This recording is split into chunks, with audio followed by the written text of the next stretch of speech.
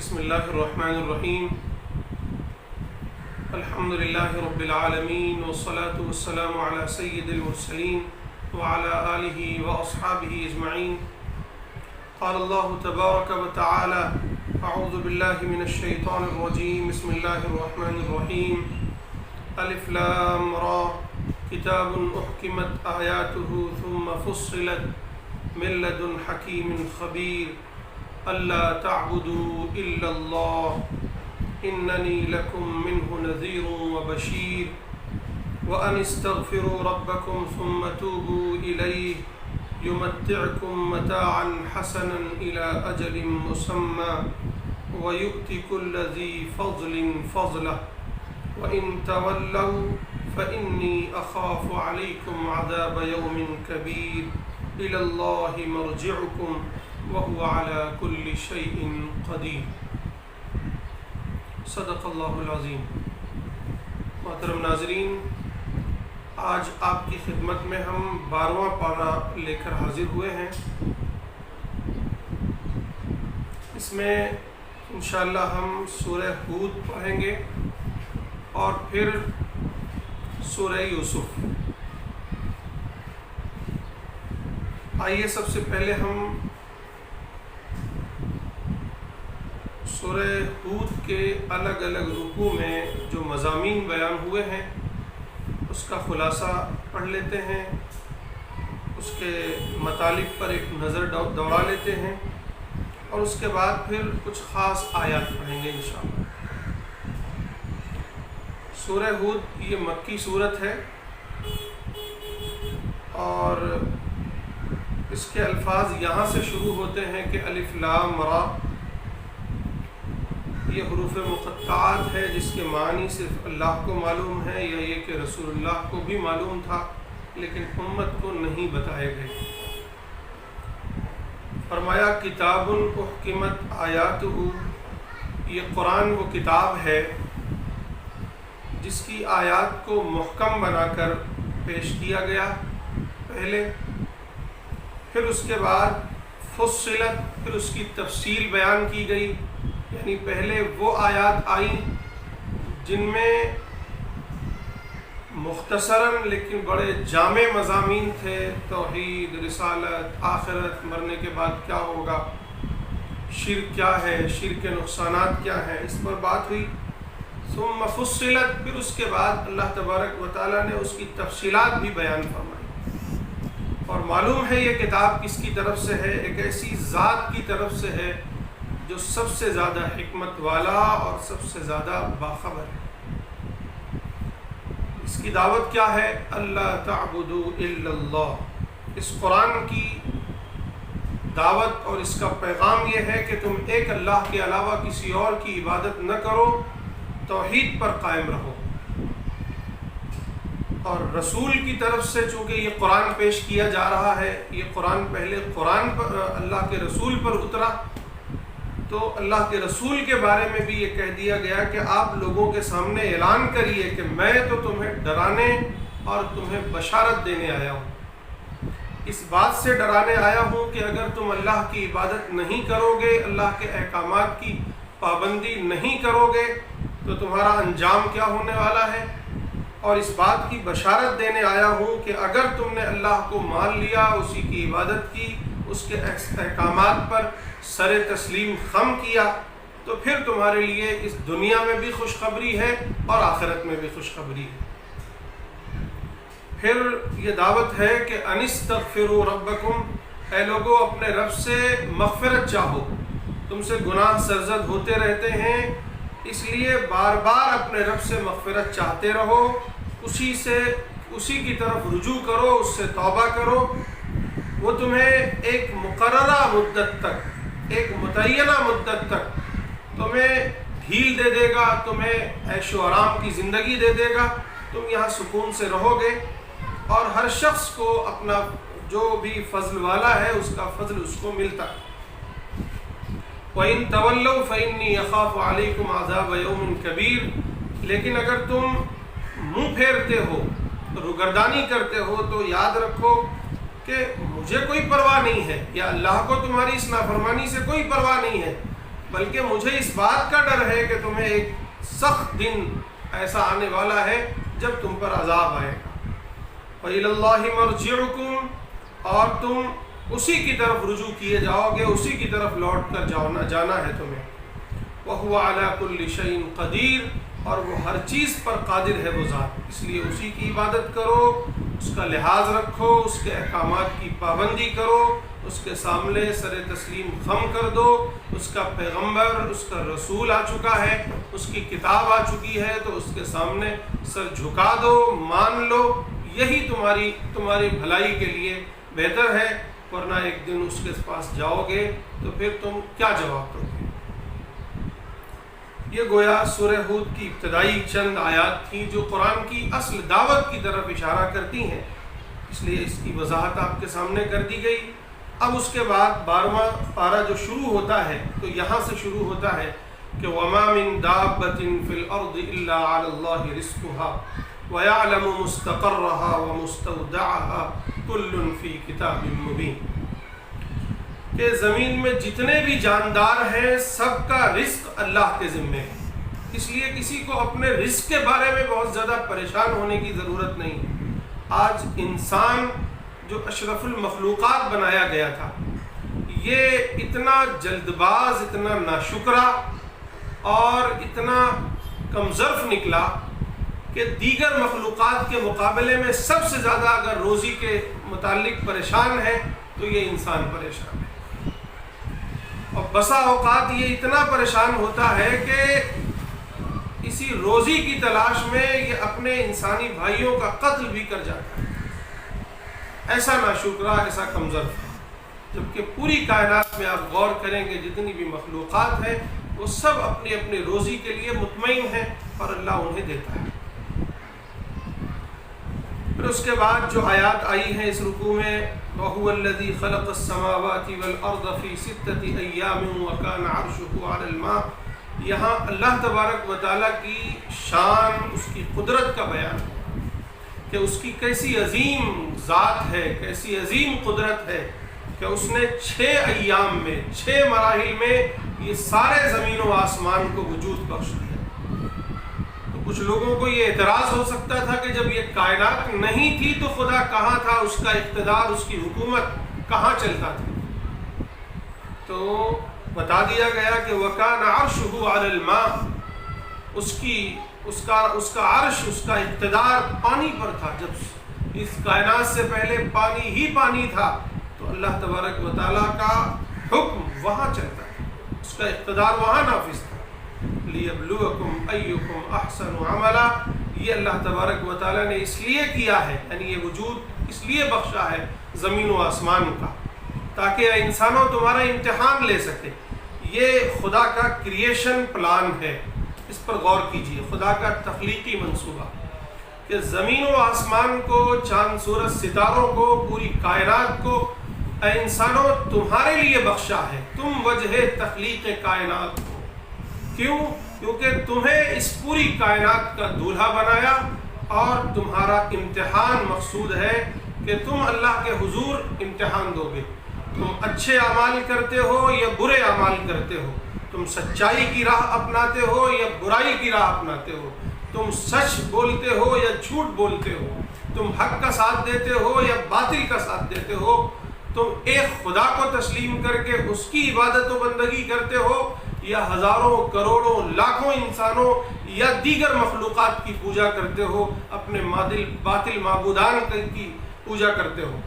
اسی بات کا امتحان ہو رہا ہے ہر گھڑی میرا اور آپ کا، میرے بھائیوں۔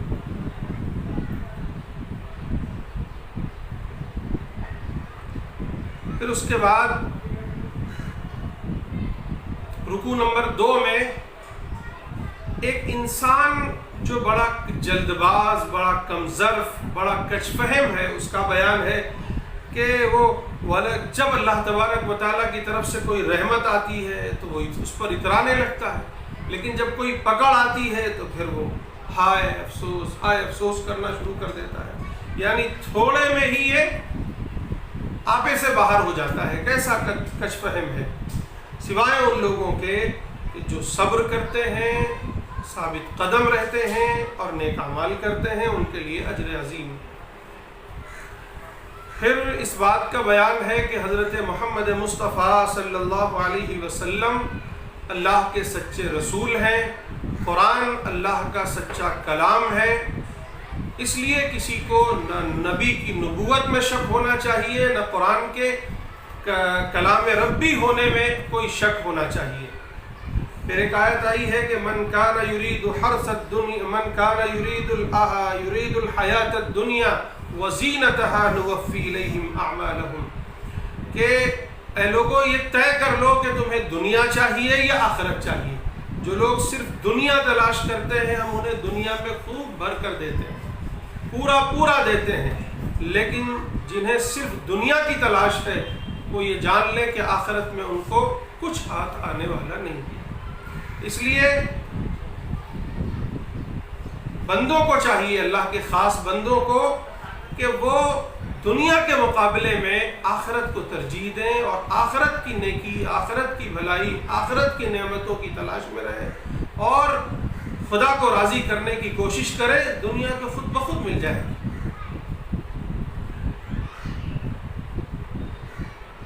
پھر اللہ کے نبی صلی اللہ علیہ وسلم کی نبوت و رسالت پر قرآن مجید کو گواہ بنا کر پیش کیا گیا ہے کہ فَلَا تَكُ فِي مِرْيَةٍ مِّنْ إِنَّهُ الْحَقُّ مِنْ رَبِّكَ وَلَكِنَّ أَكْثَرَ النَّاسِ لَا يُؤْمِنُونَ۔ پھر اس کے بعد یہ واضح کیا گیا ہے کہ سب سے بڑا ظالم اور سب سے بڑا گنہگار کون ہے؟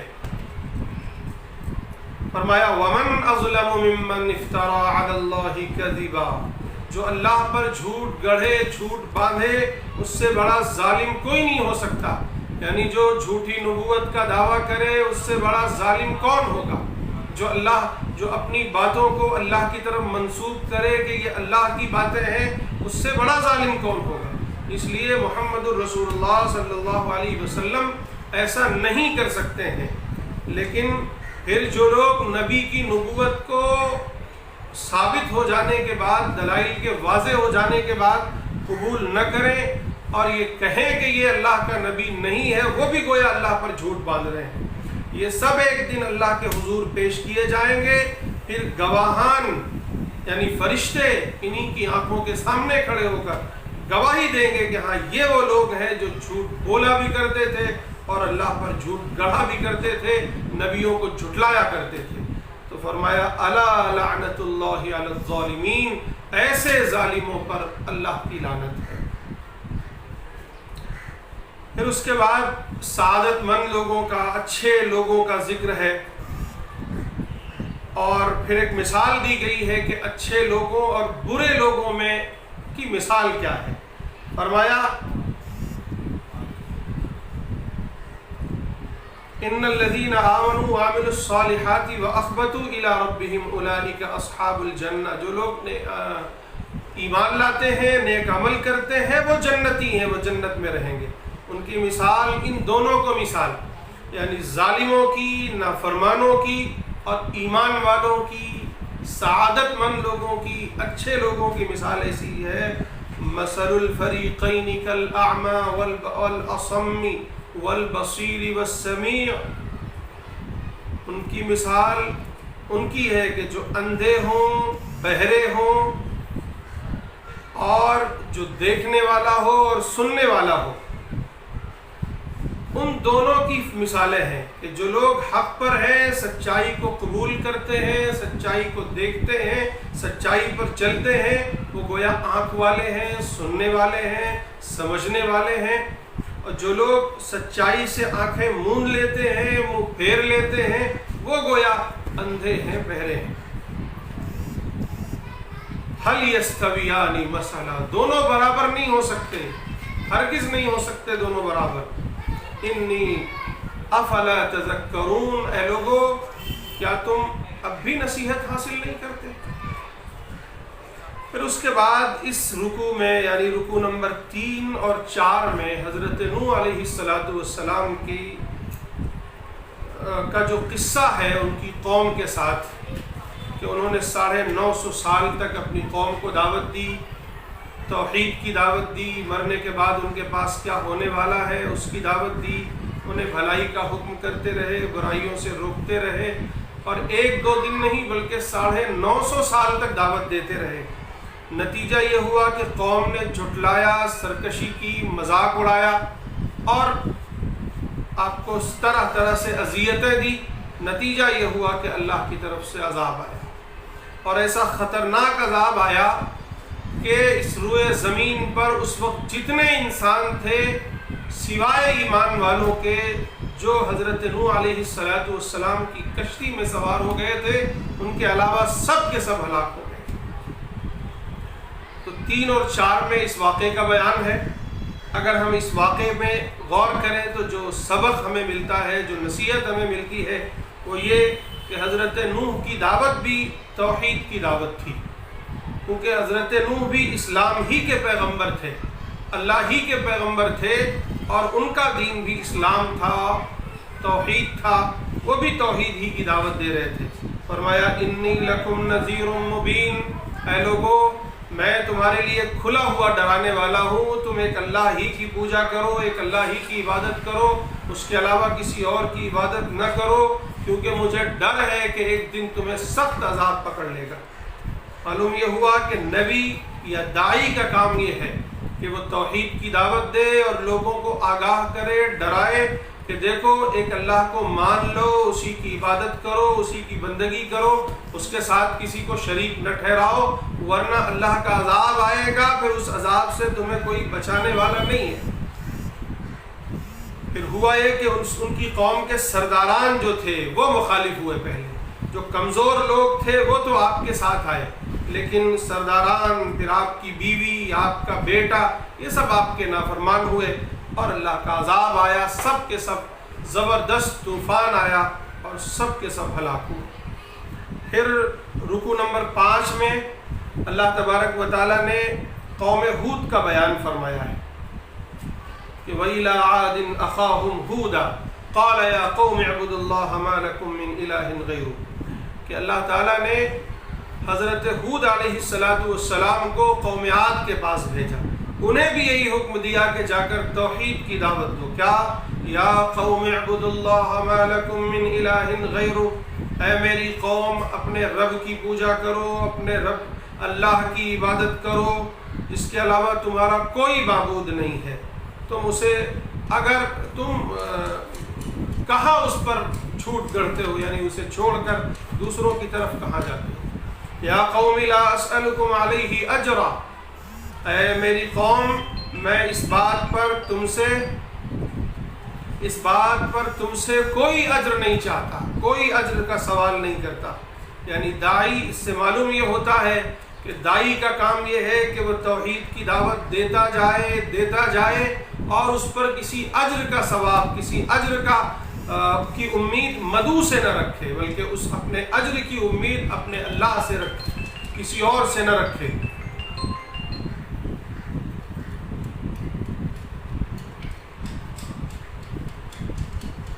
پھر حضرت ہود نے اپنی قوم کو یوں دعوت دی، یا ویا قوم استغفروا ربکم ثم توبوا الیہ، اے میری قوم کہ لوگوں اپنے رب سے استغفار کرو، پھر اس کی طرف رجوع کرو، اس سے توبہ کرو۔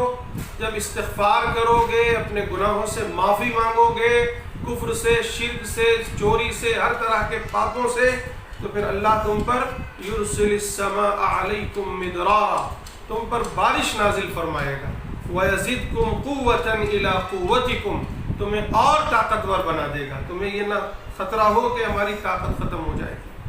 غرض یہ کہ حضرت ہود نے اپنی قوم کو دعوت دی، خوب جم کر دعوت دیا، اور پھر دعوت دینے کے بعد قوم نے سرکشی کی، قوم نے مخالفت کی، جس کے نتیجے میں اللہ کا عذاب آیا۔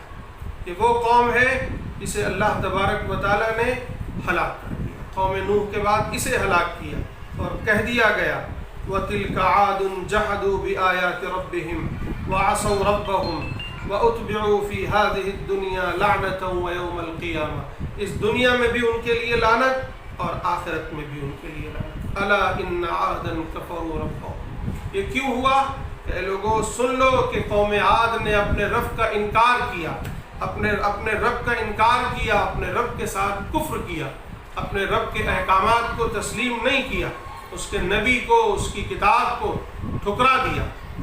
الا بعدا لعاد قوم ہود، اے لوگوں سن لو، دوری ہو، ہلاکت ہو، بربادی ہو اس قوم کے لیے جس کا نام عاد تھا، جو حضرت ہود کی قوم تھی۔ بتائیے،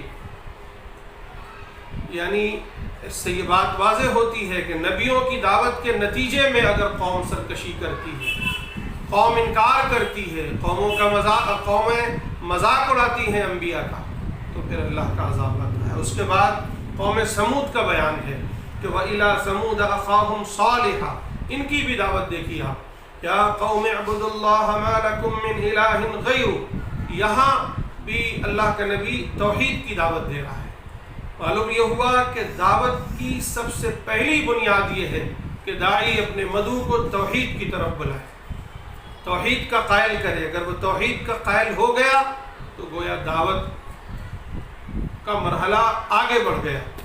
وَأَنشَأَكُم مِّنَ الْأَرْضِ وَاسْتَعْمَرَكُم فِيهَا فَاسْتَغْفِرُوهُ ثُمَّ تُوبُوا إِلَيْهِ، پھر اس کے ساتھ بھی وہی نتیجہ ہوا، قوم نے جھٹلایا، معجزے کا مطالبہ کیا۔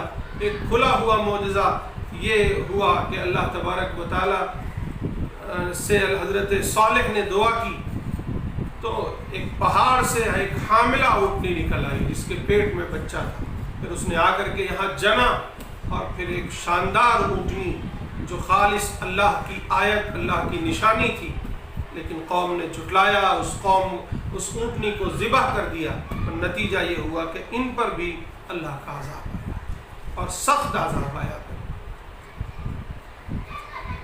سب کے سب ہلاک کر دیے گئے۔ اب اس کے بعد جو اگلا رکوع شروع ہوتا ہے اس میں، یعنی 7واں رکوع، اس میں حضرت ابراہیم علیہ السلام کو حضرت اسحاق کی ولادت کی بشارت دی گئی ہے کہ وَلَقَدْ جَاءَتْ رُسُلُنَا إِبْرَاهِيمَ بِالْبُشْرَىٰ قَالُوا سَلَامًا۔ پھر اس کے بعد قوم لوط کی بے حیائی، ان کی سرکشی کا ذکر ہے، پھر ان پر اللہ کا عذاب آیا۔ حضرت ابراہیم نے ان کی سفارش کرنا چاہی، اسے رد کر دیا گیا کہ کسی ظالم قوم کے لیے کسی نبی کی بھی سفارش قبول نہیں کی جائے گی۔ قوم لوط کا سب سے بڑا گناہ یہ تھا کہ وہ شرک کے ساتھ ساتھ ہم جنسی کے خطرناک جرم میں مبتلا تھے، یعنی مرد و مرد اور عورتیں آپس میں جنسی خواہشات پورا کرتی تھی، جس کے نتیجے میں اللہ کے نبی حضرت لوط نے انہیں آگاہ کیا کہ باز آ جاؤ، اور یہ اس طرح سرکشی میں بڑھ گئے تھے کہ جب فرشتے ان کے پاس آئے تو فرشتوں کو بھی انہوں نے نہیں چھوڑا، انہیں بھی بدنگاہی سے دیکھا۔ اس کے نتیجے میں پھر اللہ کا عذاب آیا، اور جب اللہ کا عذاب آیا تو اتنا سخت تھا کہ اللہ تبارک و تعالیٰ نے ان کی پوری بستی کو فَجَعَلْنَا عَالِيَهَا سَافِلَهَا وَأَمْطَرْنَا عَلَيْهَا کہہ کر پوری قوم کو تباہ و برباد کر دیا، کہ پوری قوم کو، پوری بستی کو الٹ دیا، ان پر پتھروں کی بارش کر دی۔ نتیجہ یہ ہوا کہ پوری قوم ہلاک ہو گئی، اور آج بھی ان کے نشانات ملتے ہیں جسے ہم ڈیڈ سی کہتے ہیں، بحر میت، وہ آج انہی کی نشانی ہے۔ پھر قوم شعیب کا بیان ہے کہ مدین کی طرف حضرت شعیب علیہ السلام کو اللہ نے نبی بنا کر بھیجا۔ وہ جب آئے تو انہوں نے اپنی قوم کو مخاطب کیا، یا قوم اعبدوا اللہ ما لکم من الہ غیرہ۔ انہوں نے بھی توحید کی دعوت دی۔ توحید کی دعوت کے ساتھ ساتھ جو اس قوم میں دیگر خرابیاں تھیں، مثلا ناپ تول میں کمی، اس کی طرف لوگوں کو متوجہ کی۔ اس طرح قوم لوط میں جو خاص سماجی برائی تھی، اس کی طرف حضرت لوط علیہ السلام نے انہیں متوجہ کیا، اس سے آگاہ کیا، انہیں اس سے بچانے کی کوشش کی۔ اسی طرح یہاں حضرت شعیب نے بھی لوگوں کو آگاہ کیا کہ ناپ تول میں کمی نہ کرو، لوٹ کھسوٹ نہ کرو، زمین میں فساد برپا نہ کرو۔ پھر نتیجہ یہ ہوا کہ ان کی قوم بھی نبی کو جھٹلاتی رہی سوائے چند لوگوں کے، اور پوری کی پوری قوم اللہ کے عذاب سے ہلاک ہو گئے۔ پھر رکوع نمبر 9 میں آل فرعون کی قوم، قبطی قوم کا جو عبرتناک انجام ہوا تھا اس کا ذکر ہے کہ کس طرح حضرت موسیٰ علیہ السلام آئے، انہوں نے دعوت دی لیکن دعوت کو انہوں نے جھٹلایا، پھر اس کے نتیجے میں کیا ہوا، اللہ کا عذاب آیا، وہ سب کے سب ہلاک ہو گئے۔ اس کی تفصیلات ہم پیچھے پر پڑھ چکے ہیں۔ پھر اس کے بعد اللہ تبارک و تعالیٰ نے ان تمام ہلاک ہونے والی قوموں پر بڑا بصیرت افروز تبصرہ کیا ہے، جسے ہمیں پڑھنا چاہیے، پورا ایک تقریباً صفحہ ہے اس پر۔ پھر یہ بتایا گیا ہے کہ بد نصیب لوگ اور خوش نصیب لوگ کون ہیں، فیصلہ قیامت کے دن ہوگا۔ جو لوگ جہنم سے بچا لیے جائیں، جنت میں داخل کر دیے جائیں، وہ لوگ سعید ہیں، شقی وہ لوگ ہیں جو اللہ کی نظر سے گر جائیں اور جو جہنم میں ڈال دیے جائیں۔ پھر رکوع نمبر 10 میں یہ حضرت موسیٰ علیہ السلام کے حوالے سے اور دیگر نبیوں کے حوالے سے یہ بات بتانے کی کوشش کی، اللہ تعالیٰ نے یہ واضح کی ہے کہ ہر دور میں اللہ کے کلام سے لوگوں نے اختلاف کیا ہے، اس لیے اے نبی آپ دل برداشتہ نہ ہو، آپ کو تکلیف نہ ہو۔ جو کچھ بھی اختلافات آج یہ مکے والے آپ سے کر رہے ہیں، اس سے پہلے بہت سے لوگ اللہ کے نبیوں کا مذاق اڑا چکے ہیں، ان کے جو کتابیں یا جو اللہ کا کلام آیا اس سے اختلاف کر چکے ہیں۔ یہ تو کم ظرفوں کا کام ہے۔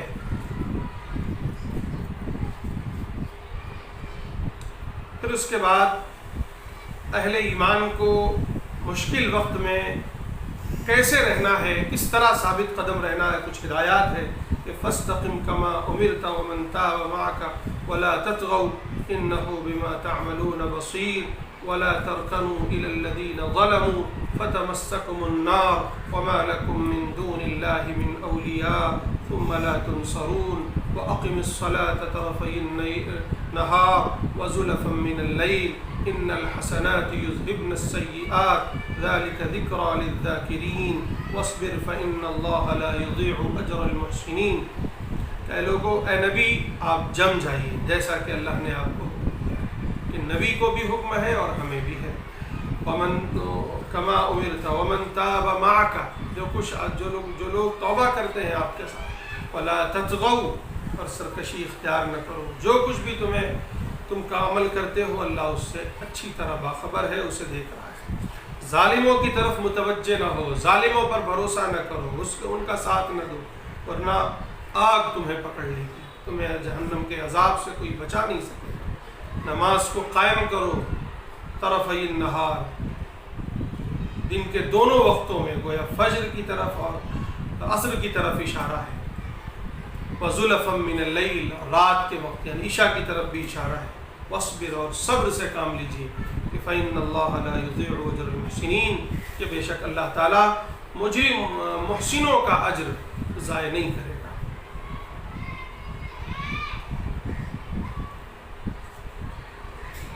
پھر اس رکوع کے اخیر میں، گویا سورہ ہود کے بالکل اخیر میں، اللہ تعالیٰ نے یہ بات واضح کی ہے بہت دو ٹوک انداز میں کہ وَكُلًّا نَقُصُّ عَلَيْكَ مِنْ أَنْبَاءِ الرُّسُلِ مَا نُثَبِّتُ بِهِ فُؤَادَكَ وَجَاءَكَ فِي هَذِهِ الْحَقُّ وَمَوْعِظَةٌ وَذِكْرَىٰ لِلْمُؤْمِنِينَ، کہ جو کچھ بھی ہم نے آپ کے پاس نبیوں اور رسولوں کے قصے بیان کیے ہیں وہ اس لیے ہیں تاکہ آپ ثابت قدم رہیں، آپ کے دل میں ثبات پیدا ہو، یعنی ان واقعات کا مقصد ہے ثابت قدمی، تاکہ نبی ثابت قدم رہیں جس طرح پچھلے انبیاء ثابت قدم رہے، ایمان والے ثابت قدم رہیں جس طرح پچھلے ایمان والے ثابت قدم رہے۔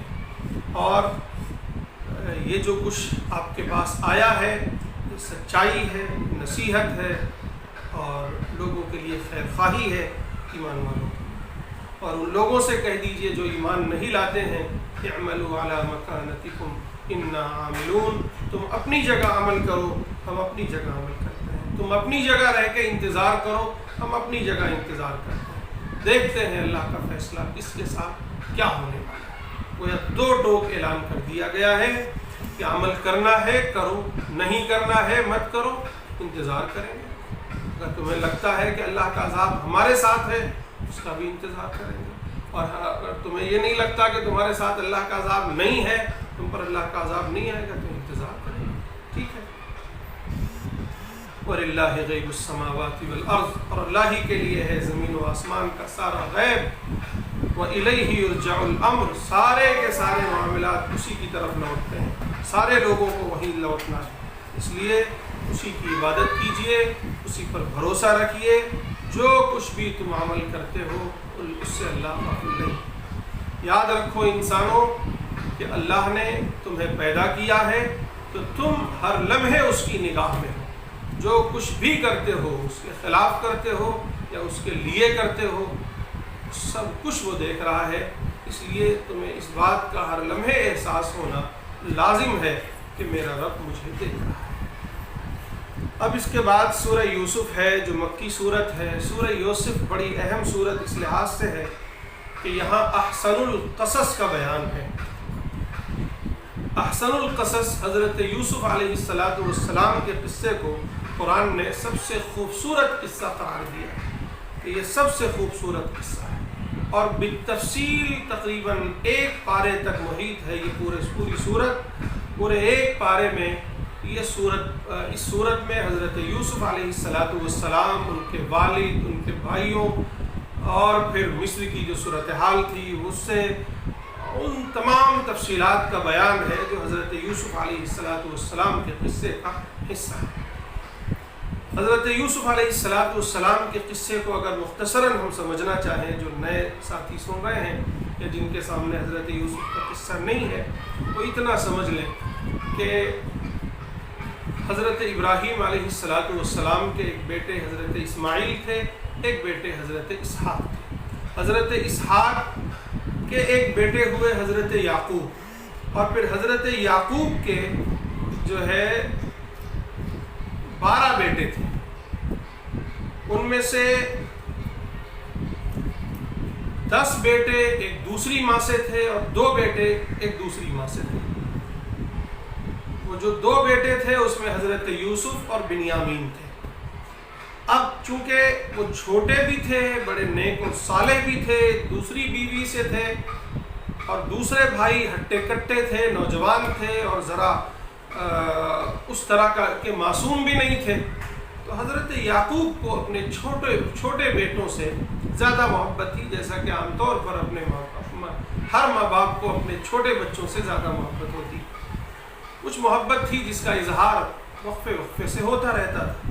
انہیں جلن ہو گئی، انہیں حسد ہو گیا، پھر انہوں نے جو ہے ایک سازش کی، اور سازش کے نتیجے میں حضرت یوسف علیہ السلام کو حضرت یعقوب کے پاس سے لے جا کر کے ایک جنگل کے کنویں میں ڈال دیا۔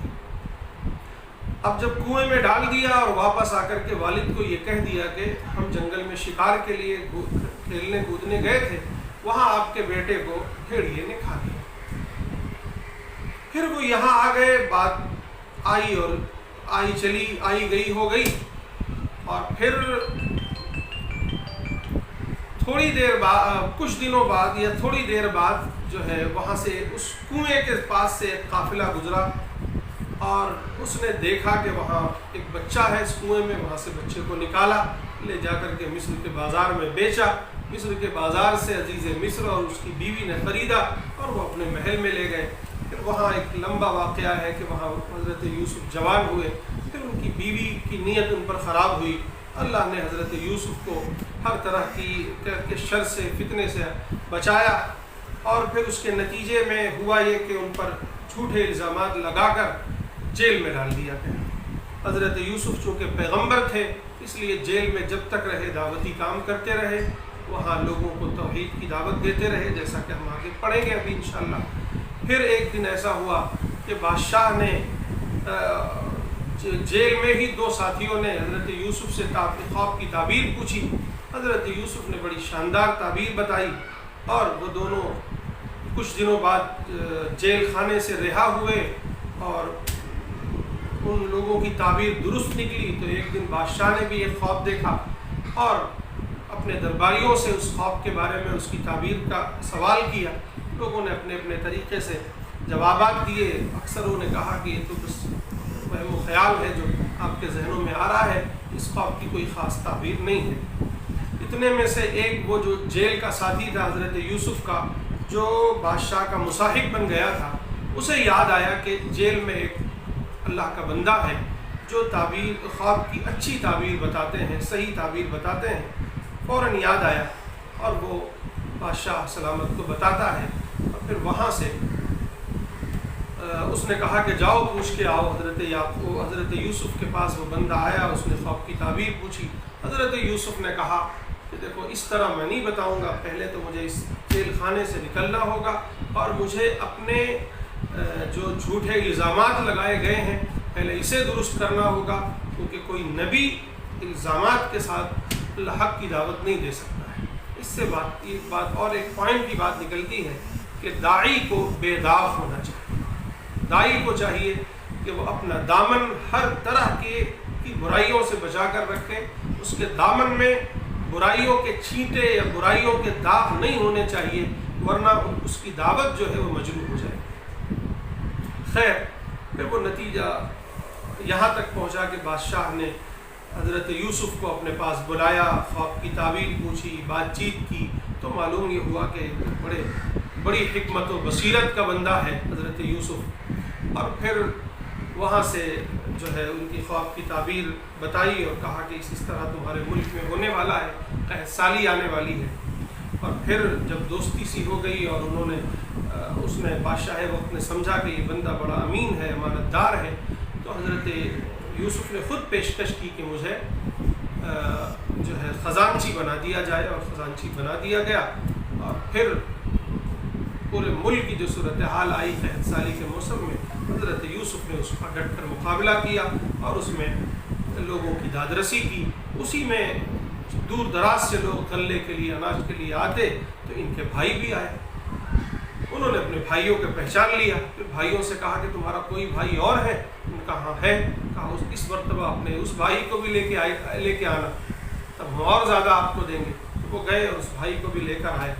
और फिर एक बहाने से हज़रत यूसुफ़ ने बिन्यामीन को अपने पास रोका और कहा कि जाओ। और वो गए और फिर उसके बाद जो है हज़रत याकूब को भी वहीं बुला लिया गया। और इस तरह मिस्र में जो है बनी इसराइल असर नौ आबाद हो गए। तो ये एक बड़ा तवील वाक़या है जो कुरान ने वाज़े किया है। बड़ी हिकमतें हैं इस पर, इंशाअल्लाह अलग से मैं चाहूँगा कि सूरह यूसुफ़ का एक अलग दर्स इंशाअल्लाह आपके सामने रखूँ, जिसमें सूरह यूसुफ़ की सिर्फ दावती हिकमतें आपके सामने पेश की जाएंगी। लेकिन आज मैं सरसरी तौर पर इस वाक़े के बाद जो चंद आयात इसमें पढ़नी है वो हम पढ़ लेते हैं। सबसे पहले तो सूरत जहाँ से शुरू होती है कि अलिफ लाम रा तिल्का आयातुल किताबिल मुबीन, के ये हुरूफ मुक़त्ताअत का जिक्र, उसके बाद फरमाया ये आयात उस किताब मुबीन की है, उस वाज़ेह किताब की है जिसको हमने नाजिल किया है अरबी कुरान बनाकर, ताकि तुम समझ सको। यानी कुरान को बिल्कुल आम फहम बनाया गया है। ये कुरान का एजाज़ है, कुरान का मोजज़ा है कि एक गांव का देहाती बंदा भी जो बिल्कुल अनपढ़ जाहिल है, वो भी कुरान को पढ़े और कुरान से नसीहत अख्ज़ करना चाहे तो उसे भी यहाँ से नसीहत मिलती है। और एक बड़ा प्रोफेसर, एक बड़ा साइंसदान, बड़ा आलिम भी इससे, इस दरिया से अगर कुछ मोती तलाश करना चाहे तो उसके लिए भी उसकी सलाहियत के बक़द्र मोती मिल जाते हैं। ये कुरान का एजाज़ है। अब उसके बाद हज़रत यूसुफ़ के वाक़े का बयान है। वो सारे वाक़यात मैंने खुलासा आपके सामने पेश किया। इसमें जो चंद आयात हमें पढ़नी है वो हम पढ़ लेते हैं। ख़ास तौर से वो है हज़रत यूसुफ़ अलैहिस्सलातु वस्सलाम ने जो अपने क़ैद के साथियों के सामने जो दावत पेश की थी वो हम लोग आपके सामने हम पढ़ने की कोशिश करेंगे। वत्तबअतु मिल्लत आबाई इब्राहीम व इसहाक़ व याक़ूब, कि मैंने तो इससे पीछे है कि यानी आपके जेल के साथियों ने आपसे ख्वाब की ताबीर पूछी, आपने कहा कि आने दो, मैं کھانا میری پہلے دعوت میری سن لو، اس دعوت سے کے بعد میں تمہیں تمہاری تعبیر بتاؤں گا، اور وہ کیا ہے؟ انی ترکت ملت قوم لا یؤمنون باللہ، کہ میں نے ایسی قوم کا مذہب چھوڑ دیا ہے جو اللہ پر ایمان نہیں رکھتی، وہم بالآخرۃ ہم کافرون، چونکہ یہ لوگ آخرت کا انکار کرتے ہیں اور اللہ پر ایمان نہیں لاتے ہیں، اس لیے میں نے ایسی قوم کا مذہب چھوڑ دیا اور میں نے اس مذہب و ملت کی پیروی کی ہے، اس کو اپنایا ہے جو میرے باپ دادا ابراہیم، اسحاق اور یعقوب کا مذہب اور ان کا دھرم۔ وہ کیا ہے؟ ما کان لنا ان نشرک باللہ، یعنی میرے آبا و اجداد ابراہیم و اسحاق اور یعقوب کا دھرم، ان کا مذہب یہ ہے کہ ہم اللہ کے ساتھ کسی کو شریک نہ ٹھہرائیں، خدا صرف ایک اللہ کو مانیں، عبادت صرف ایک اللہ کی کریں، ذالک من فضل اللہ علینا، یہ ہے وہ اللہ کا فضل جو اللہ نے ہم پر کیا ہے اور تمام لوگوں پر کیا ہے کہ اے لوگو شرک نہ کرو، وَلَكِنَّ أَكْثَرَ النَّاسِ لَا يَشْكُرُونَ، لیکن اکثر لوگ ہیں جو ناشکری کرتے ہیں، شکر ادا نہیں کرتے۔ یا صاحبی السجن اَأَرْبَابٌ مُتَفَرِّقُونَ، کیا تم نے، اے میرے جیل کے ساتھیوں، کیا بہت سارے الگ الگ خدا، الگ الگ رب، یہ بہتر ہے ایک اللہ سے جو اکیلا ہے، تنہا ہے، بڑا زبردست اور سب پر غالب ہے؟ کیا یہ الگ الگ خدا، الگ الگ معبود ایک خدا ہے واحد کے مقابلے میں بہتر ہے؟ ہرگز نہیں۔ ما تعبدون من دونه الا اسماء سمیتموها، تم ایک اللہ کو چھوڑ کر جن کی بھی پوجا کرتے ہو، عبادت کرتے ہو، وہ تو کچھ نام ہے جو تم نے رکھ لیے ہیں، تم نے گڑھ لیے ہیں، صرف نام ہے، وہ خدا نہیں ہے۔ انتم و آباؤکم، تم اور تمہارے آباء و اجداد، ما انزل اللہ بها من سلطان، اللہ نے کوئی حجت، کوئی دلیل نازل نہیں کی ہے۔ ان الحکم الا للہ، سارا کا سارا اقتدار، ساری کی ساری حکومت اللہ ہی کے لیے ہے۔ امرا، اس نے یہ حکم دیا ہے، اللہ تعبدوا الا ایاہ، صرف اسی کی عبادت کرو، اس کے علاوہ کسی اور کی عبادت نہ کرو۔ ذالک الدین القیم، یہ ہے وہ ہمیشہ سے قائم رہنے والا دین، یعنی ابراہیم کا، یعقوب کا، اسحاق کا، موسیٰ کا، اور پھر اور پیچھے جائیے تو ہود کا، صالح کا، نوح کا، اور حضرت آدم کا، سب کا یہی دین ہے۔ کیا؟ اللہ تعبدوا الا اللہ الا ایاہ، صرف ایک اللہ کی عبادت ہوگی، کسی اور کی عبادت نہیں۔ وَلَكِنَّ أَكْثَرَ النَّاسِ لَا يَعْلَمُونَ، لیکن اکثر لوگ یہ بات نہیں جانتے۔ تو یہ 12واں پارہ تھا جو آپ کے سامنے پیش کیا گیا۔ خلاصہ کلام اس پارے کا یہ ہے کہ یہ قرآن نازل ہوا ہے سارے انسانوں کے لیے، جس میں پہلے کچھ محکم آیات آئی، مختصر آیات آئی، پھر اس میں تفصیل سے بیان آیا، اور اس قرآن کی سب سے بڑی دعوت ہے توحید کی دعوت، جو تمام نبیوں کی دعوت ہے، جن کا بھی ذکر ہم نے پڑھا ابھی۔ تمام نبیوں کی دعوت کیا ہے؟ کہ اے لوگو صرف ایک اللہ کی عبادت کرو، اس کے علاوہ کسی اور کی عبادت نہ کرو۔ اللہ، گاڈ، ایشور ایک ہے، اس کے علاوہ کوئی اور نہیں ہے، اسی کی عبادت ہوگی، اور ایک دن مرنا ہے، مرنے کے بعد اس کے پاس جانا ہے۔ یہی سارے نبیوں کی دعوت ہے۔ پھر حضرت یوسف علیہ السلام کے قصے میں بھی ہمیں جو سب سے اہم چیز ملتی ہے وہ یہی ہے کہ حضرت یوسف کی دعوت تھی، اے لوگوں ایک اللہ کی عبادت کرو، اس کے علاوہ کسی اور کی عبادت نہ کرو۔ اللہ تعالیٰ مجھے بھی اور آپ سب کو بھی عمل کی توفیق عطا فرمائے۔ وآخر دعوانا ان الحمد للہ۔